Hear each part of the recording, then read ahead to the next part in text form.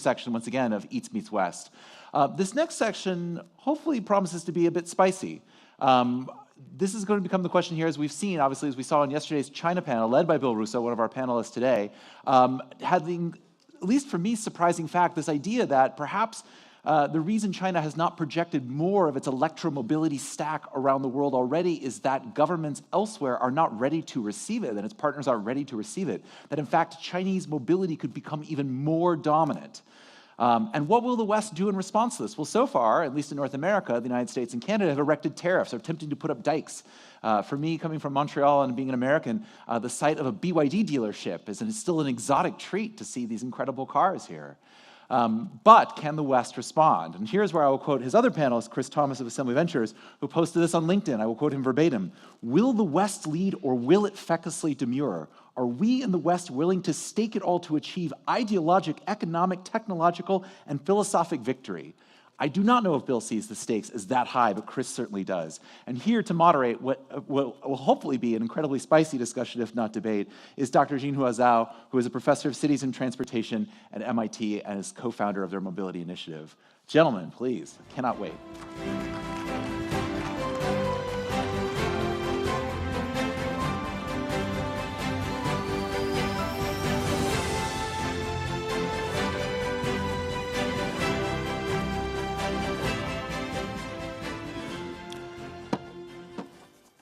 Good afternoon, everyone.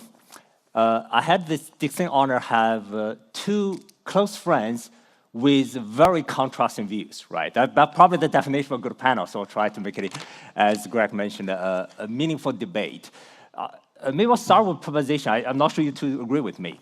There is a symmetry of information here, in the sense that Chinese understand American industry much better than American understand Chinese industry, specifically the car industry setting there, right? So that's the proposition. I will ask you for your view on this, right?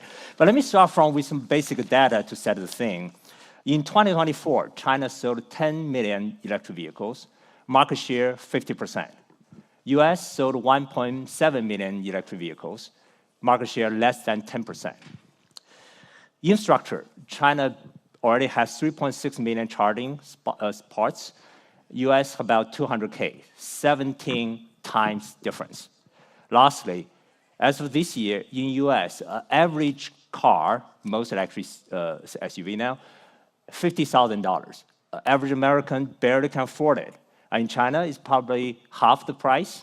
And also, just give you another data point, Baidu's Apollo Go autonomous vehicle with the full AV stack on top of the car costs about $37,000. So why we have such a divergence here, right? So we'll have these two panelists give us some thought about this, right? So I'd like each of you to give a 30-second highlight of the message of these 35 minutes, 30-second, right? I'll start with Chris. Sure, 30 seconds. The stakes are high. I think the Chinese, on the backs of amazing economies of scale, low labor cost, historic IP theft, and subsidies across the entire supply chain, have built remarkable products. And those products have to be respected, and we have to understand why they've done this and how they've done this.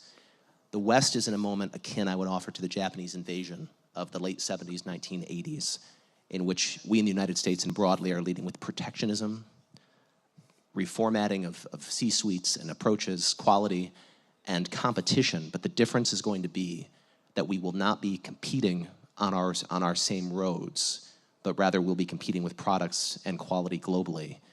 We have truly entered the global mobility landscape has entered a binary East and West period. Great, thank you. Bill. First of all, American, been in China 21 years, 43 years of industry experience. I'm the chair of the Automotive Committee at the American Chamber of Commerce. My role is as an observer who came to China as head of the Northeast Asia business for one of the big three companies. I've lived in both worlds. I can compare and contrast the two approaches. I am not putting a geopolitical lens on this discussion. I am just observing and sharing with you the differences between the two systems, and they are vast. And that's what we're here to share with you today. Wonderful. So, Bill, we'll start with you. When we talk about China's success, often cited is the subsidies, IP theft, all these things. Are these the full story? What are the common misunderstanding of China's success from your point of view? Well, number one is the belief that this is all the artifact of somebody standing behind a screen pressing buttons that are unfavorable to the Western auto industry, and therefore the state is making all the decisions. The leading companies in China are not the ones that would have been chosen if that were true by the state. They're generally private-owned companies. The internet economy and its ability to change the commercialization path and the business model, the transformation of the industry business model is something we need to learn how to do in the West, because what it's doing is it's super scaling and changing the way you lower the price point to make mobility accessible to the widest possible swath of population. Part of that is with the cost and scale of the world's biggest car market. It's 1/3 of the cars in the world, 2/3 of the world's electric vehicles, and about 75% of the EV batteries. And when I say those numbers, you might be spooked into thinking that's way too dominant. But it is by design that scale drives cost efficiency. The West gentrifies mobility. China is actually, ironically, democratizing mobility. Interesting, yeah. Chris, on the US side, right, one view is US OEM are cooked, right? Tell us why that's wrong, and where do people underestimate the real strengths of the US industry here? You sound like my 10-year-old. He tells me things are cooked all the time, which is interesting. I think that what has the US industry been doing for the last 20 of the last 10 years? They're selling the products that their consumers want. Why have you seen North American OEMs truncate to become mostly truck and SUV companies? Because they're finding where the largest margin is and what is being demanded in those marketplaces.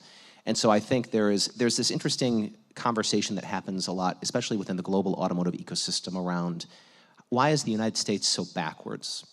Why are they selling vehicles that are yesterday? These vehicles, I would offer, are very much not yesterday, they're today and they're tomorrow, and they'll be here for decades, if not the next century. Does that mean there doesn't need to be a tremendous amount of innovation? No. There was a recent story where Jim Farley was actually driving in a Chinese vehicle, didn't want to give it back, he said, because it was so remarkable in terms of what he experienced in there. And again, when you think about the technology integration into vehicles that are taking place within the Chinese marketplace, incredibly impressive and should be applauded. But I think again, the U.S. has an opportunity here through a variety of different arrows in their quiver and tools to make sure that they have the chance to compete, sell to what their consumers are asking for, but also do so in a marketplace that is very much binary, and understanding that U.S. vehicles and European vehicles and those of our allies globally are going to be sold in the North American market in terms of full stack vehicles, not talking about component parts, whereas I think there will be this differentiation between China and the U.S. Right, yeah.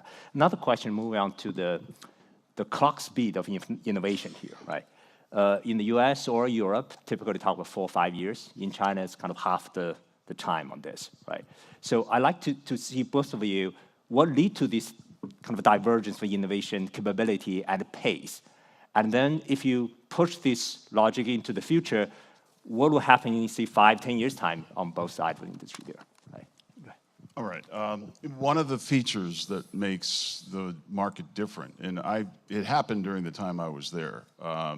We all came to China because it was growing and it was a big market and we could all profit from a big growth market, which the auto industry in the 20th century had not been. And most of the flat market globally was being eaten up by the East Asian competitors, the Japanese and the Koreans, that came to the world and brought affordability, right? The reason why U.S. car makers went to the pickup trucks and MPVs and SUVs is because they couldn't make the same margin. And of course, as Chris said, Americans love the big stuff. But that big stuff isn't necessarily what the rest of the world needed. And the Japanese and the Koreans had a more efficient system. China came along later. In the span of the 21 years I've been there, it's gone 10x in size from what it was at the beginning to what it is now. And something happened along the way. The smartphone came in 2007. And app-based mobility presented itself to a market of people where the vast minority of people can own a car. There's 1.4 billion people. There's 350 million cars. There's about 150 to 200 million of those that are in fleets, which means there's only about 150 million people, about 1/10 of the population can actually own and operate their own vehicle. So when apps came along by companies like Alibaba and Tencent, that brought the internet companies into the problem solving for mobility. They saw the transactional business of putting people on wheels as part of their addressable market. And that internet speed, the clock speed that you're referring to, is the internet clock speed. It's not how quickly can I iterate a product design to get a new product into a factory, which takes 5 to 7 years in the United States. It's internet speed, and that operates in months, not years. Right. And I totally agree with Bill on this. I think that the Chinese ecosystem is moving much faster. It's why they've been able to make up so much ground. I think if you look at in 2021 through the WTO, there was a focus on automotive for the Chinese state at that time. In 2015, there was kind of the Automotive 2025 plan. There's been tremendous innovation as coming out of the smartphone, but just making the software-defined vehicle in an actual way, which has allowed them to go much faster. Right. And so I think clock speed, when it comes to what are we in the West going to do, we must be honest and we must be candor-rich around the fact that our competitor is running faster. We must be honest about the fact when we look at the quality of those vehicles and the technology integration of those vehicles, it is better than what is currently being offered. And we can talk about the benefits that they have from an economies of scale perspective and a supply chain subsidy perspective, but that doesn't mean that we don't compete. And one other thing that Bill said that's really important, I would offer that the Chinese automotive marketplace, just talking about automotive, is the most competitive in the world. They are tooth and nail going after each other. We in the West must be hungry to have the highest quality of vehicle and exceed those standards by studying them and understanding them. On that, I just want to understand a bit more. I mean, US invented iPhone. I mean, this idea of IT, we have whole Silicon Valley. Why the US industry didn't see this thing and let the China be the first one that integrated the digital and the physical so well? Yeah, I would just first, yes, Internet of Mobility brings about a new product architecture. The idea that, again, you're addressing a market for far more riders than drivers. I have to continue to emphasize that point. The automotive industry in the mature markets is targeted at the driver, not the rider. Making mobility accessible was the target, and the internet companies that came in saw the car as a platform to host mobility experiences for people who are not necessarily driving the car. So when you get in a car made by a Chinese company, it's much more user-centric. It's much more designed for the passenger than a typical Western design. So I think that's one of the things that makes it very different in terms of product configuration. And the other thing, the internet economy makes a business out of monetizing the data from the everyday use of the mobility platform, which means the life of the car begins at the factory. The monetization life really begins at the factory, doesn't end at the factory, which is the way the Western automotive industry thinks about the car. I mean, I think innovation cycles in the West are very bumpy. You see feast or famine if you look over the last 100 years in a variety of reasons, a variety of fashions. We did invent the iPhone. You look at what Waymo has now done just within our own marketplace. But our system is messier, and our system is not linear. And so I think that Stoicism teaches us, or at least it teaches me, that all we can control is how we respond. And we, in many cases, choose to lead, in the case of Jobs and what he did. But we also need to be able to step back and say, where are we not leading? And then how do we respond to this in principled fashion so as to develop the technology and that represents our underlying values and philosophies, and then scale that within our ecosystem? Very much appreciate that last point there, yeah. So another thing, it's all in China, it's not everything is just rosy. There's a lot of huge challenges in China on this, right? I mentioned a few of them. One is there will be a bloodbath among the existing EV companies in there, right? The second one, also, Bill, you mentioned the point that it's a prosperity without profit, right? For many companies, the captured the market share, but had big prices paying there, right? So where do you see this trend going? Yeah. First of all, the principle here is scale first, because if you don't scale first, you're going to be out. Scale first, and don't worry about profits. Profits come later. Right. Scale first to the Internet of Mobility way of thinking about the car. Build more ways to profit than just selling the hardware. Aggregate the data, analyze it, monetize it through through the Internet of Mobility ecosystem. Right. You can monetize data. You can monetize. We heard examples of it through the logistics economy, through the gathering of information about the movements that are happening, which gives you ability to do location-based advertising, location-based services, monetization through the digital streaming of a more UI, UX-rich device. Think about how a smart device company makes its money. The difference between China and the rest of the world is the internet is in the value chain of building the mobility device itself. It's building a smartphone on wheels, an intelligent connected vehicle, a very different product architecture than the legacy automotive industry has built so far. That's exactly right. And I think that product architecture is one in which, again, you need to look at what we're doing today and is it the right thing to do? And what is it, what you see what Musk did with Tesla and how you've now seen the change in architecture across the board when it comes to US EVs, and I'd offer global EVs.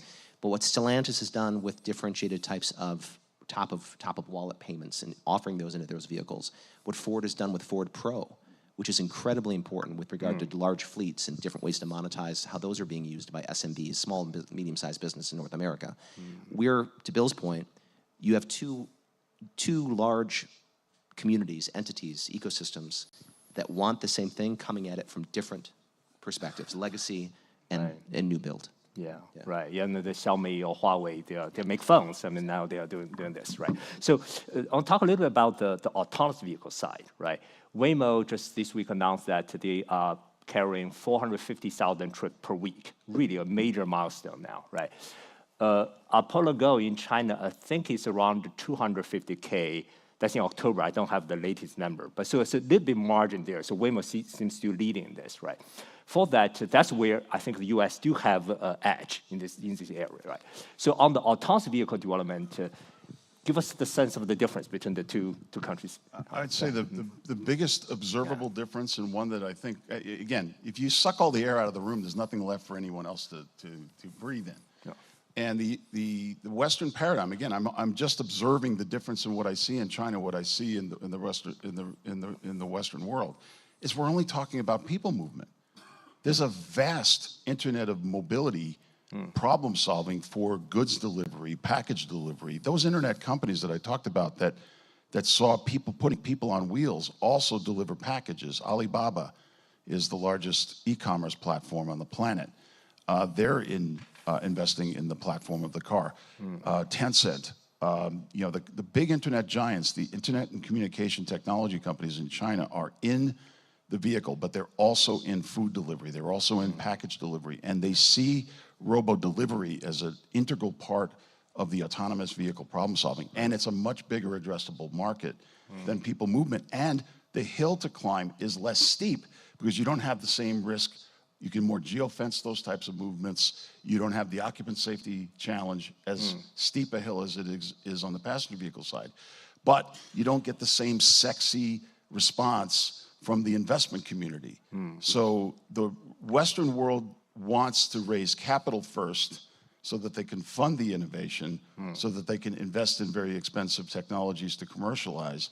China will take instead of shoot for the moon, go for low Earth orbit first.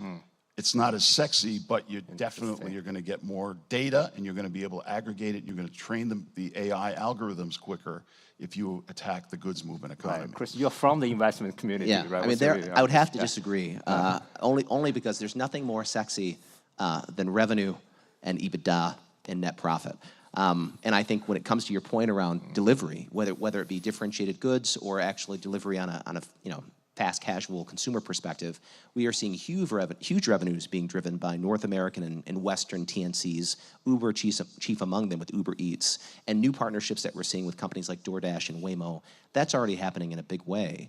And going back, dating myself a little bit here, I had the pleasure of leading and sitting on the board of the second largest cash asset in full stack autonomy for individuals, and also investing in what is now the leading middle mile delivery for goods, trucking business, all autonomous in the North American market.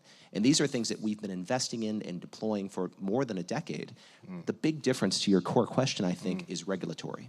There's a huge difference between a county, state, regional, national kind of framework of how do we deploy across differentiated roads with differentiated jurisdictions, and the ability to dictate by fiat, and geofences established by fiat, the ability to actually kind of deploy these in a big way. So it's messier, but I do think that the revenue opportunities exist in both of these markets in incredible ways, and that's why you're seeing those types of investments that are going into there. With regard to autonomy, though, one last point. I've had a couple people in this meeting and in this conference and other conferences my colleague and I have attended around the world, talked about, well, is autonomy cooked? In that, is it done?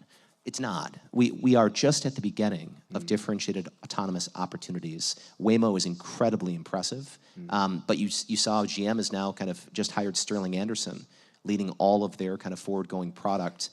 He's brought back in the focus on full autonomy on personally sold vehicles, as well as differentiated kind of software-defined that are GM-centric. We'll see how that goes, but by no means is that battlefield been retreated from. They're right in the thick of it. Right. On autonomy, actually, I just visited Waymo's Phoenix depot. Look at that, right? That really gave me a lot of learning there. Before that, I understand the technology on the vehicle is ready to go. But the scaling up, talk about the garage, the charging, the maintenance, the cleaning is messy, right? But look at the garage, within the garage operation. They actually streamlined that part, right? That really gave me the sense that it was scalable rather quickly in that. One other thing that I'll say that's it's a unique new realization. With Waymo deploying and providing tremendous service to these large urban cores or suburban cores, there's an opportunity, frankly, for the private sector to provide public transit at much lower cost than what agencies can do today. And I've been engaging with public agencies around the world over the course of the last 2 years. There's a visceral response to that statement because they're like, wait a minute, our budgets are sacrosanct. We have to support this, TRB line. We have to support this bus line. Well, do we? What's the best use of capital for the public purse to actually provide transportation to our people? I'm going to offer it's going to be PPPs, and the way we've done it previously should not be funded going forward. And that's going to be a really interesting discussion around how do we optimize the public and the private, focused on the citizen, I think, over the next couple of years. Right. We have a couple of mayors talk about the emphasis on public transit, how autonomous vehicle can be integrated with the urban mobility system. Absolutely. That's a major question forward. We have only a few more minutes left. I do want to cover the government role and policy role on this, particularly in terms of the industry policy. For industry policy, China has been practicing this for a decade. Every 5 years, they have a 5-year plan, have a very systematic approach to that. US somehow wake up saying, oh, we also need to do industrial policy. For a long time, it's a taboo. They don't even talk about this, right? So in this case, if there's something the two countries can learn from each other, even though they're competing on this, right? Yeah. Go ahead. Yeah, my, again, observations.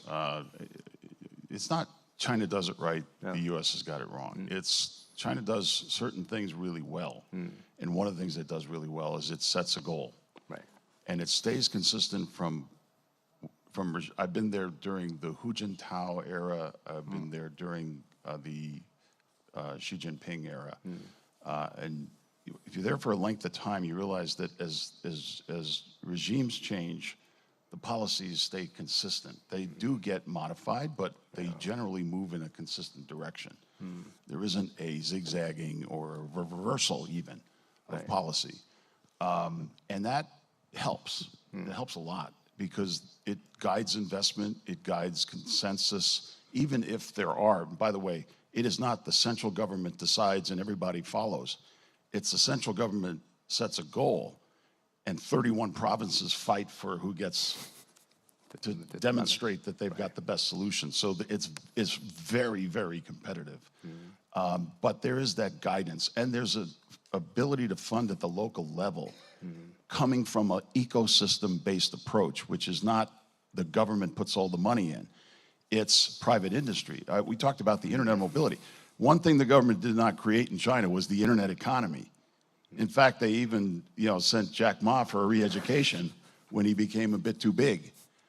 So understand that it is a system where there is some policy guidance. The state does set a direction. That direction has been very consistent over the 21 years I've been there, to invest in alternative propulsion technologies, to put solutions into the infrastructure for charging, as you pointed out earlier, for making it more convenient for these alternatives, and for making some subsidies available for the startup companies and for the legacy companies to come in. One of the biggest beneficiaries of the government policy was Tesla.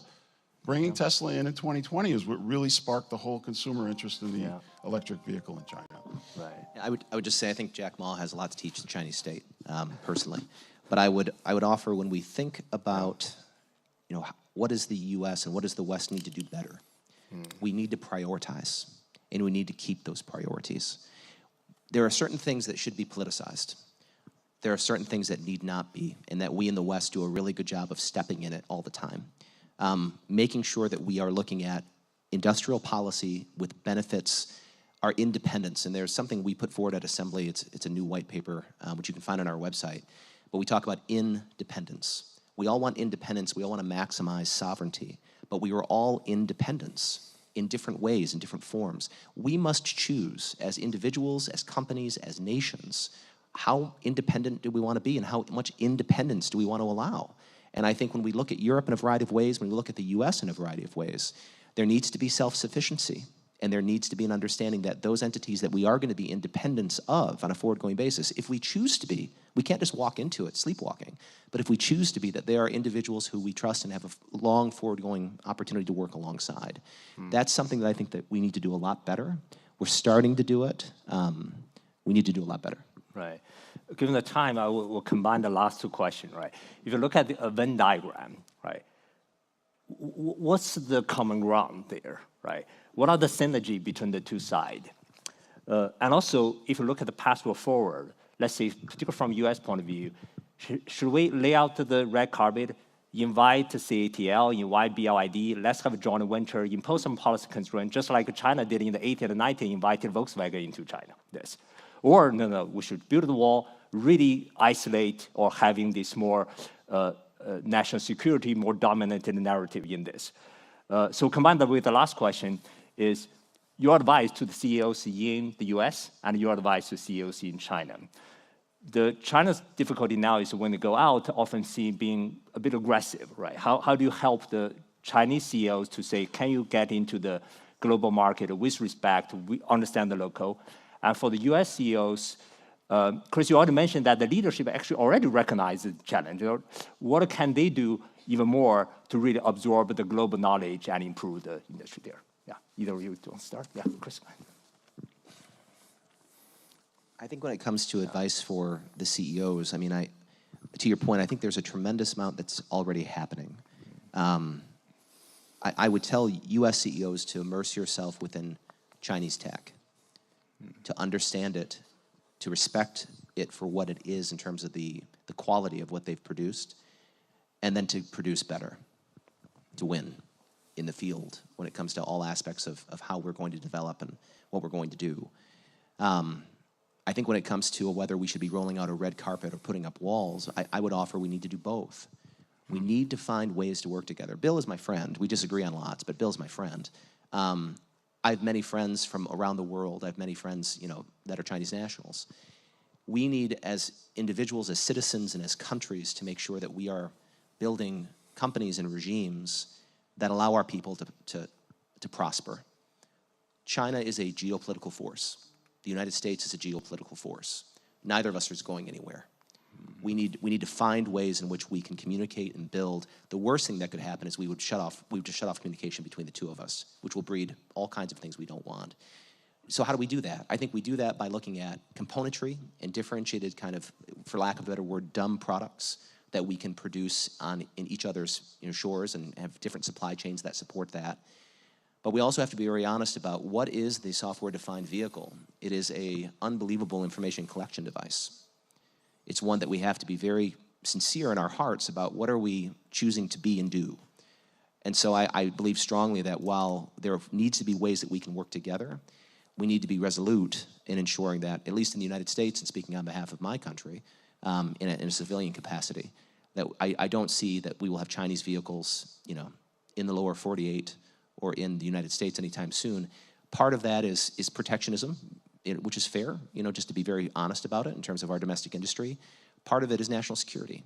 And we may not talk about it always on stage, but we can't hide from it. We need to be honest and full-throated about it with our Chinese, friends and foes, and them with us, if we're ever going to establish a world where we're talking honestly with each other.